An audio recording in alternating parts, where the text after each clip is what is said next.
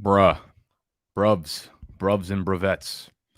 We have a Laquon Treadwell over sighting that we are in love with on Underdog. This is a lock of the Meganum. Yes, the Meganum is 1 million years. I looked it up. I said, what's the word for a million years? I put it into the Google machine, and they spit it out. Meganum. It's got like 2 G's, maybe 3. 2 G's, the only word with 3 A's in a row. It's Meggaaanum. Meganum. Laquon Treadwell over 33.5 receiving yards. He has legitimately taken over as the wide receiver one. He's like what we thought Marvin Jones was going to be this year. Last 2 weeks, he's gone over this mark easily, okay? Last week it was 62 yards. Before that it was 53 yards. 13 targets over the last 2 weeks. He's running every route. He's playing on 95% of the snaps. Like, Laviska Shenault's like a 50% snap player at this point, and they're playing against the Titans. Titans have allowed the second most fantasy points in the NFL to opposing wide receivers. This is like the easiest, sneakiest, most obvious lock of the game ever. All right. Underdog fantasy, over 33.5 receiving yards for Laquon Treadwell. I know. What fucking year are we living in right now? Great question. I don't know. I'm too drunk. I'm getting too drunk tonight to remember. Okay. That's what happens that's what you do to yourself when you choose Laquon Treadwell over. But if you're going to choose an over, make sure you do so on Underdog Fantasy. UnderdogFantasy.com. The link for the app right in the description. When you deposit for the first time, you're going to use the promo code BDGE. BDGE. And whatever you throw down, they're going to match it. They're going to give you a 100% deposit match. All right, let's get into Q&Assault. For those of y'all that are new, hello. Hello, my name is Nicholas. Every Saturday, we do Q&A for y'all's and your fantasy teams and questions and whatever.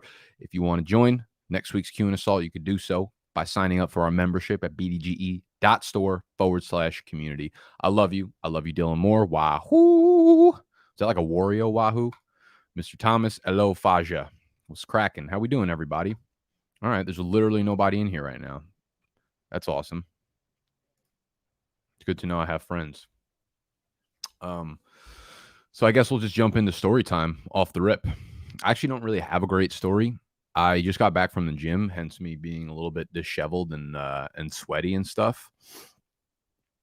And Santacon is going on right now. For those of y'all that don't know what Santacon is, there's a couple days out of the year. There's these cons, and you've probably heard of like Comic-Con, which is like a normal official thing where like, you know, it's an organized institutional thing where all these people of comic books that love comic books come together and they have this like festival or whatever, right? And people in New York take it upon themselves to do like Leprechaun, and today is Santacon. It's legitimately every single person on planet Earth in the East Coast, Western Hemisphere of planet Earth from like ages 18 to 25, probably. 25 is probably pushing at the outer limit. Literally just dresses up as Santacon and runs around the city absolutely fucking pickled.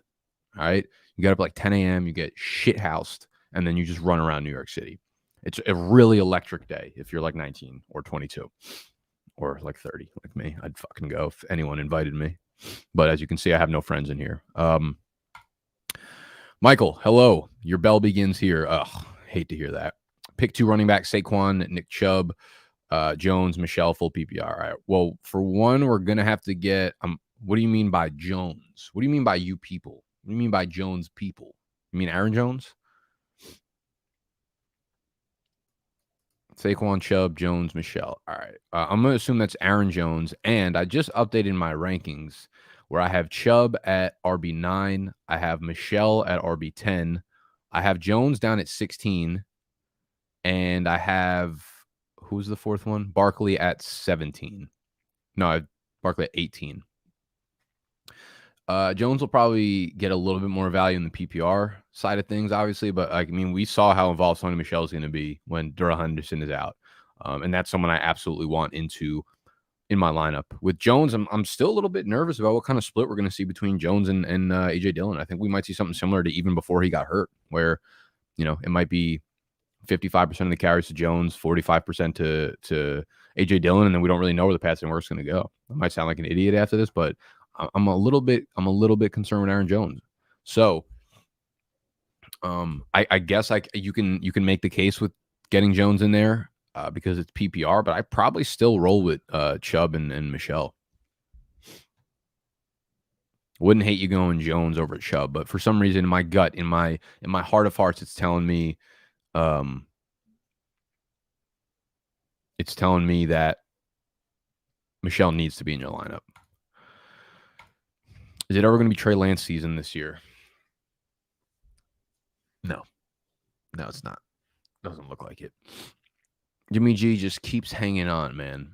He just keeps hanging on. It's like that ex that just knows exactly when to text you when you're about to forget about her, and then the IG story DM comes. It's just a little flame emoji, but it gives you hope again. That's what is happening with Trey Lance. But don't dive into that. Don't buy into that bullshit. It ain't happening. All right. It's even tougher around the holidays, right? It's like playoff time. It's holiday time. It's like Merry Christmas. It's like, bitch, you shouldn't even really be saying that to me. No reason for it. No reason, Trey Lance. Just stay off the field altogether. Stop fucking playing with us. Devonta Freeman or Chuba, full PPR. That's a close one. I think in half PPR, I actually have Devonta Freeman over Chuba in both formats. So it's a slight edge to Freeman. I think he gets even more of an edge in PPR because he's, becoming a real pass catcher. And we saw Latavius Murray kind of get completely phased out at the end of last game where Devonta Freeman is completely taken over that backfield. So with Freeman, I would play him over Chuba. I don't think Chuba is as bad of a play as people are making it out to be. I think everyone's like taking this tiny fucking sample size with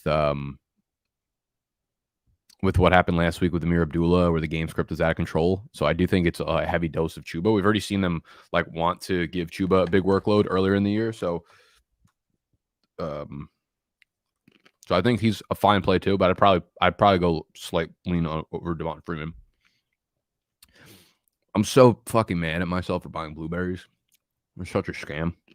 Even though I got this huge thing for $4.99. I already ate it in 1 hour.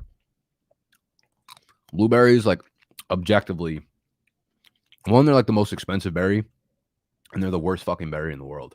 They're not good. Fucking stupid ass berries. Damn, Nick looking like he just rolled out of drunken coma at 4 p.m. I just got back from the fucking gym. Give me a break. Give me a fucking break, dude. Oh. What's the deal with Hasty for this week? Would you start him over Marquez Valdes-Scantling or Jalen Guyton? So Hasty was a long shot. I got really excited about picking him up in E-Town Get Down in the beginning of the week because everybody in the backfield was hurt. Jeff Wilson's going to play, though. It looks like, barring some crazy-ass setback, Jeff Wilson's going to play, and I have a feeling he's going to be getting Jeff Wilson-type annoying-ass work. So I'm not rushing to get Hasty into my lineup at all. I would play Marquez Valdes-Scantling over him.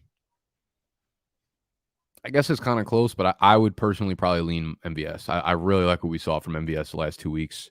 10 targets, 9 targets. Randall Cobb is out, so I'm a big fan of what we got going on here. Plus, Chicago's pass defense has been absolutely brutal this year, so I wouldn't be surprised if they let up a deep play to MVS. If something happens to Jeff Wilson before the game kickoff for whatever reason, though, obviously you're getting Hasty in there. Javonte Williams, or Cordarrelle Patterson, full PPR. Bruh, you're killing me here. Man, that's too good of a problem for me to even fucking entertain. I guess I would probably go Javonte Williams, though. How much you bench? Fucking nothing. I could barely probably bench Snacks at this point, and Snacks probably weighs 122 pounds. I'm weak, dude. I don't really work out like that anymore. There was a point in my life where I was able to I was able to put up 225. I think twice was the most I ever did it. But at the time, I weighed 150 or 155. So I was, relative to my body weight, I was pretty fucking strong. And I'm still in really good shape. I have good muscles. I'm just very, very skinny now. So I don't bench much. I'll bench for aesthetics just to keep my titties up, keep them a little perky and whatnot. But I never go in there trying to raise the bar and be I want to do 5 pounds more than last week and then fucking 5 more pounds and nah, relax. What's your favorite berry? Watermelon berry, toenail berry, apple pie berry. I really like every berry outside of blueberries. And I like blueberries, but they're just like the worst by far. I would say raspberries are probably my favorite. Raspberries, and I would say like they're the one, and then blackberries and strawberries. You know, strawberries are too hit or miss though. Like I think you look at strawberries and you're immediately like, oh, they're the best berry for sure. But there's very, very rarely do you actually get a good batch of strawberries. Like they never actually taste as good as they look. But when you do hit on ones that taste as good as they look, fire, high upside. Just very rarely hits, you know. So I'd go like raspberries and strawberries 2A, 2B, and then blueberries can suck my whole ass. Required to assume hangover at this point if you don't have some legit fit on. What the fuck did you say to me? Need a wide receiver too, and a flex T. Higgs, Ayuk, Dontel Hilliard, Saquon, AJ Dillon. Okay. So I'll start off by saying I feel like there's absolutely no chance you can actually sit T. Higgins at this point just based on how hot he's been. So I have Higgins ranked pretty significantly higher than Brandon Ayuk. So you need a flex after that. This is where it gets interesting. So I definitely have Saquon ranked the highest out of the rest of those guys. Ayuk, Dontrell Hilliard, AJ Dillon. I would be lying if something in me, something in my heart, like my brain all the way tells me probably go Saquon, but there is something. I don't know what it is. If it's, you know, maybe I just hit my chest too hard today. Maybe I did the bench press, just maximum fucking volume and my brain's exploding right now. But Dontrell Hilliard is going to pop. You know, I don't have the logistics or the logic, the reasoning to throw Dontrell Hilliard like at the RB15 slot in my rankings, but I just feel it coming. I just feel a huge Dontrell Hilliard game coming. So if you wanted a reason to play him and then be able to blame me for it, do it. But understand that's coming from a place where I don't understand where it's coming from. I just feel it. I just feel a Hilliard game coming.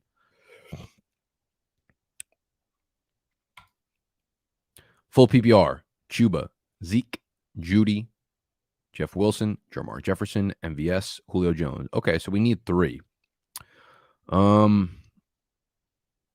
We are going to politely tell Julio Jones to fuck off.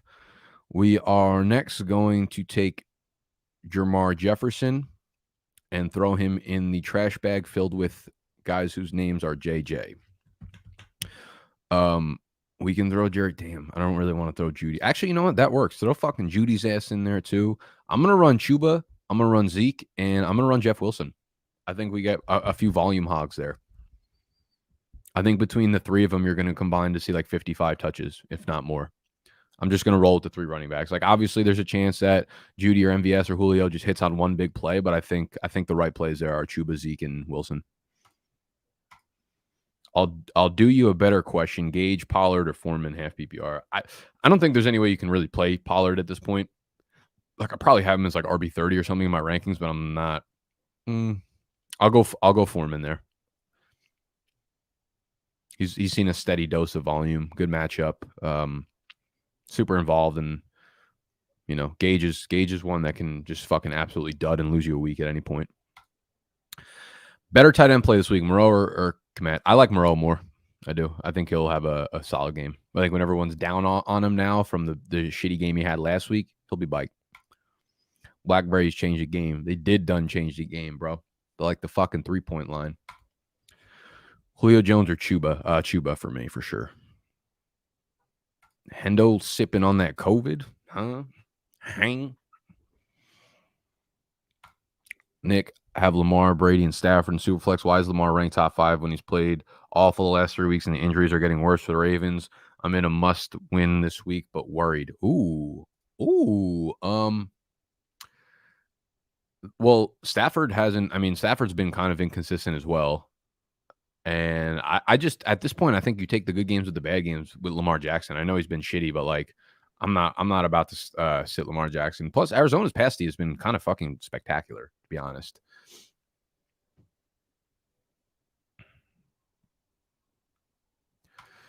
What's the status of the Chargers wide receivers? Mike Will's going to play. Keenan Allen's not going to play. I think everyone else is playing. Unless I just made all that up. Let me do a quick check. Light check. Light work.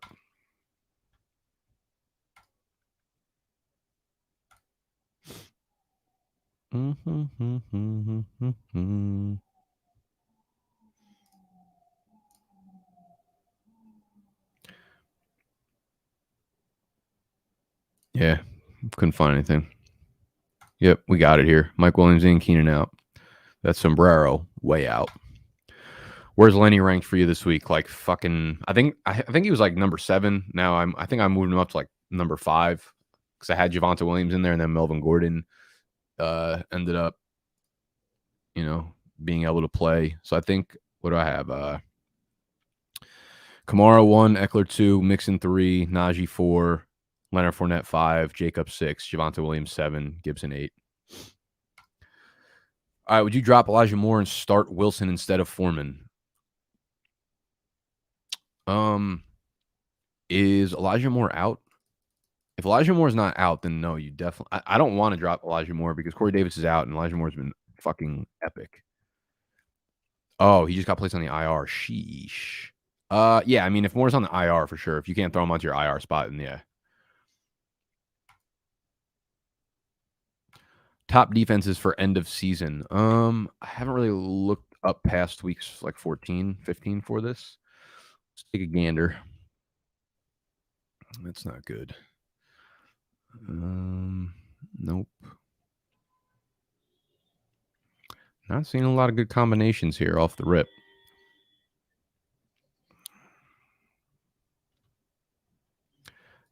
I was going to say Jacksonville. They're at home against Houston week 15, on the road against the Jets week 16, at New England week 17. But those 2 games in a row, it's like, but you're not probably about to start Jacksonville's defense. Dude, there are not a lot of good. The Chargers have the Giants this week at home against Mike Lennon, Kansas City next week, but then they're at Houston and home against Denver. That's a pretty good slate. It's one of the better slates I've seen for defenses here. Miami also, they're on a bye, so they might be on your free agent wire. They get the Jets at home next week, then they're at the Saints. So I think that's a cute little combo for you. What else do we got? Yeah, it's bleak. It is fucking bleak out there.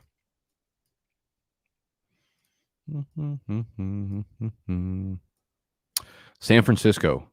They play at Cincy this week, so you don't really want to start them. But week 15, they're home against Atlanta. And week 17, they're home against Houston.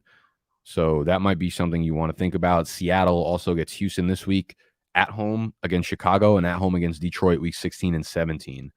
So both San Fran and Seattle have nice defensive matchups to end the year. But other than that, there's not one or two that really like stick out as having like a great slate of fantasy playoff games. Did I start Cook in the E-Town get down? Who the fuck are you talking to? Who the fuck are you talking? Yeah, I started Dalvin Cook. Fuck yeah. We let Cook go in there and absolutely. Oh man, the 35. My guy cooked up a 35 burger. Dalvin Cook. I was so pissed off about the situation when they were like, yeah, Dalvin Cook's going to play. I was like, oh, now he's just going to ruin. Like, this is forever going to be known as like the infamous Dalvin Cook fucked everybody's playoff chances game, where he went in, got injured within like a quarter, and then no one started Madison, and then Madison pops off. And you know what's crazy is I actually on Twitter, I was like, predict what happens in the Vikings backfield tonight. If you do, you get merch from our store. And this kid, what's his name? Joyner Weston or some shit. Literally was like, Dalvin Cook's going to get 27 touches to Madison's 6. And that's exactly how many, like to the fucking T, he got it. I gave him straight up piece of equity in our company after that guess. Who are players you're wanting to trade for in Dynasty soon after the season ends? Bruh, I want to trade for a fucking soul and a life after the season ends. I don't know, to be honest with you. I haven't even been thinking about like Dynasty right now. Most of my dynasty leagues, their trade deadline stops like week 13, and then as soon as the season ends, deadline opens back up like, as soon as the Super Bowl is done, or as soon as I guess playoff matchups are done. What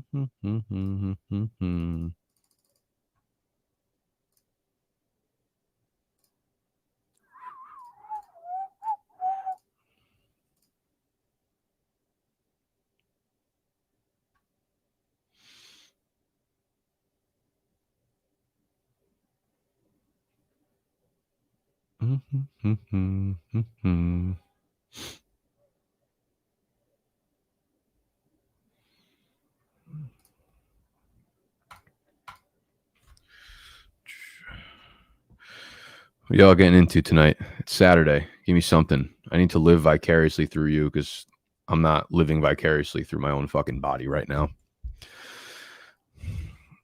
Need a wide receiver 2 and a flex PPR. Debo, Higgins, Renfro, DJ Moore, Wilson, Hilliard.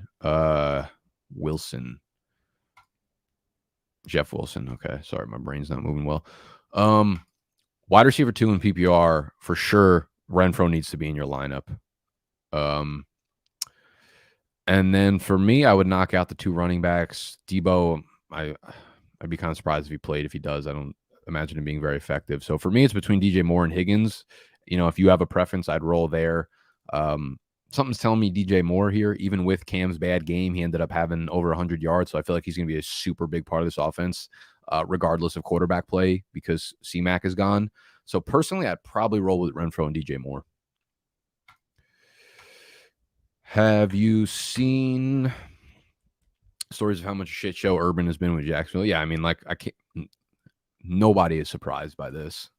Not a single fucking person. It's just like, at what point are like the owners of the teams going to take responsibility for anything? These franchises stay bad by continuing to recycle awful people in leadership positions. And then they blame those people. And at what point are you just like, I'm a fucking terrible person at hiring coaches and building a business and building a fucking franchise around good leadership? You know what I mean? Like, that's what drives me crazy. It's not like Urban Meyer's fault. It's whoever hired him's fault, and whoever's been hiring all of the player personnel and coaches in these fucking predicaments. There's a reason franchises stay bad. You gonna win the chip in any of your leagues? I don't know, man. I don't know. I mean, there's no leagues that I'm like 12-0 in and running away with it in. I'll definitely be in the playoffs for some of them, so we'll see. I hope not. Gives me something to strive for year over year. I just keep losing all my leagues, so it gets me more motivated. Going to an Xmas cocktail party. That's also a fundraiser for kids. That sounds fucking terrible. Tonight we get Mars going to a minor league hockey game. That sounds not terrible. A minor league hockey game sounds lit. It's my friend's birthday tonight, so we're going to this bar in FIDI in the financial district. I'm kind of pissed because it was supposed to be. It's this girl that I'm friends with, and it's her birthday. So the boyfriend planned like a surprise birthday for her at the bar. They're not from the city, so it's like he was doing the planning, not knowing a fucking thing about New York. So he plans it at this bar, like it's called the White Horse Tavern, and I'm like, yo, sick. Probably shouldn't give out this information. Some y'all are gonna pull up. It's like sick. White Horse Tavern. It's like in the West Village. It's fun. Turns out he thought it was in the West Village too. He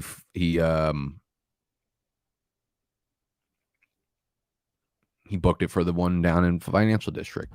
Not fun. Also told everyone it was an open bar. Not an open bar, but we're having a pregame party in my place, so I'm kind of looking forward to it. I like hosting people. I'm a big host guy.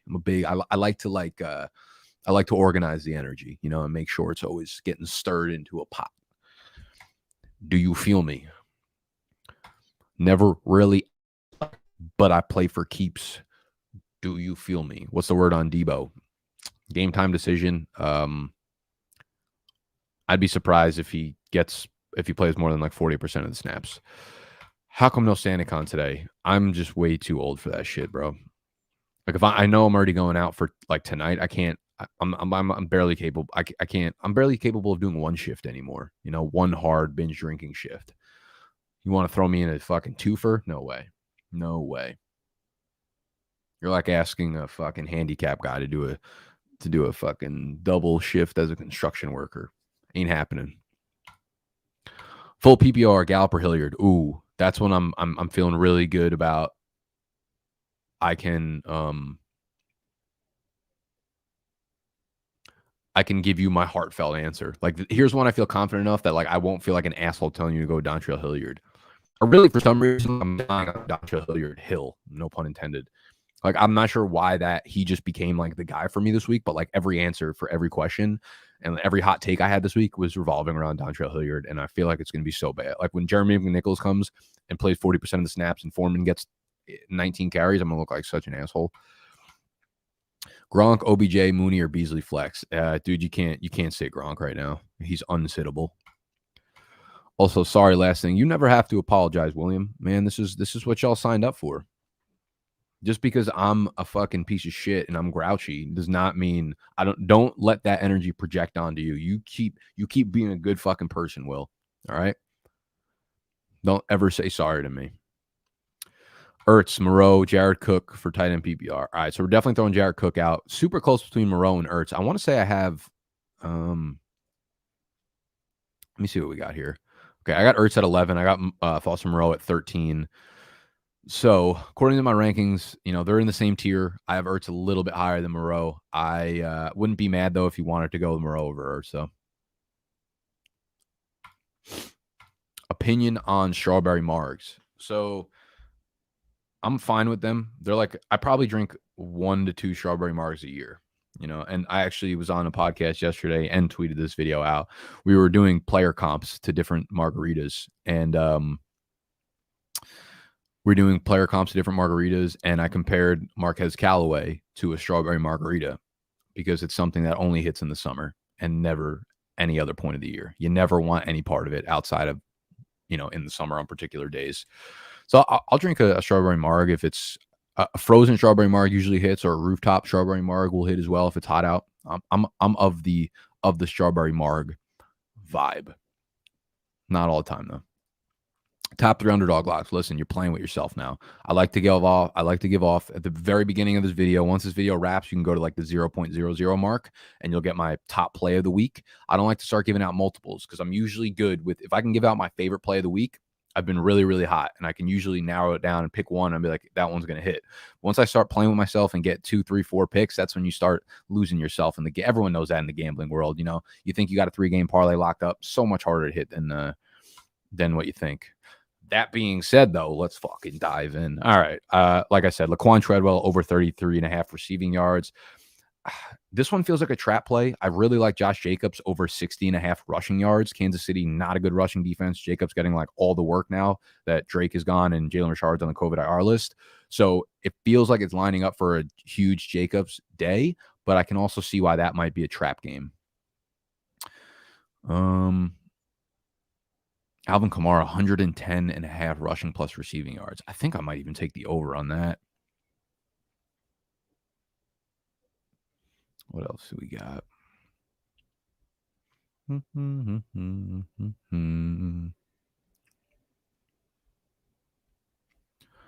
Ooh, Amon-Ra St. Brown over 49.5 receiving yards. I really like.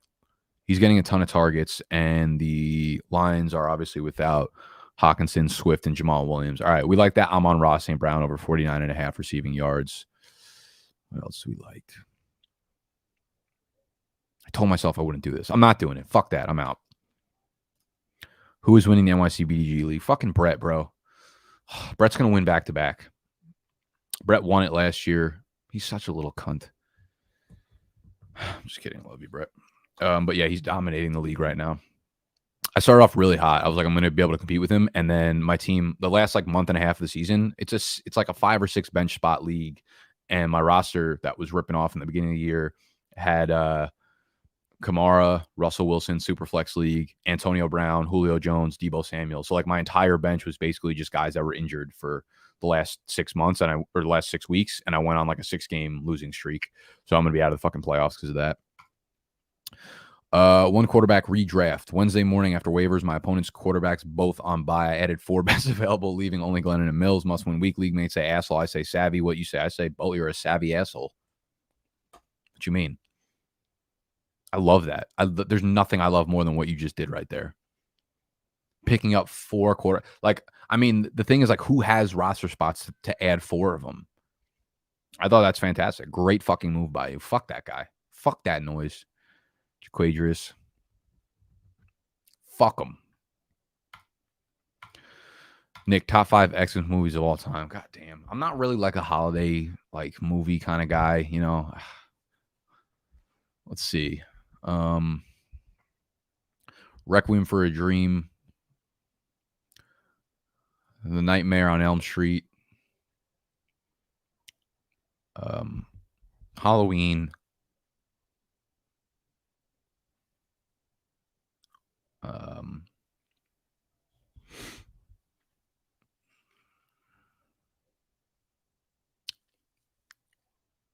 The Longest Yard and Dazed and Confused. One celebrity you want to punch in the face. Tom Holland. How are we feeling about it? Yeah.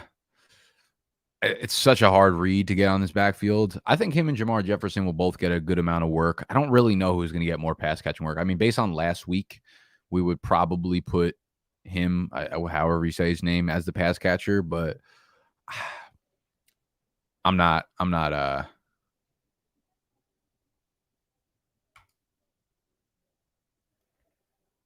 starting any of these Detroit running backs. No fucking shot. Bet coming. Get ready to take it fast. I know I don't have credibility. Julio over 48.5, minus 120. I mean, the theory adds up. Like, you should be able to go over that with no one else in the receiving group and no A.J. Brown. But, like, last time Julio was healthy for 48.5 seconds, let alone fucking racking up 48.5 receiving yards, you know? Man, what Antonio Brown, man, what could have been the greatest season that never was. So sad.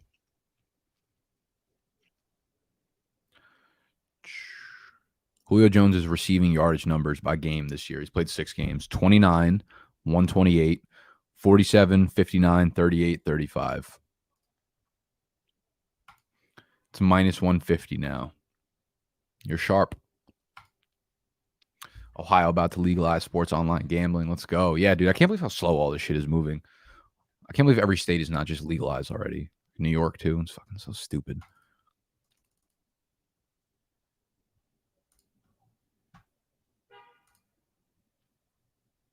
All right, y'all. I'm about to hop out. It was wonderful. It was wonderful spending my Saturday at 4 p.m. Eastern time with y'all. Thomas, I guess I'd take Julio Jones.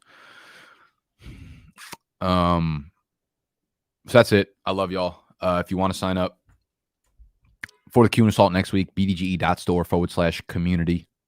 As you can see, there's like 4 people in here, so you literally get to ask me whatever you want, and I have to answer you, unfortunately. And on Underdog, man, hit those over-unders. Use the promo code BDG when you deposit. I love y'all. I'm out of here.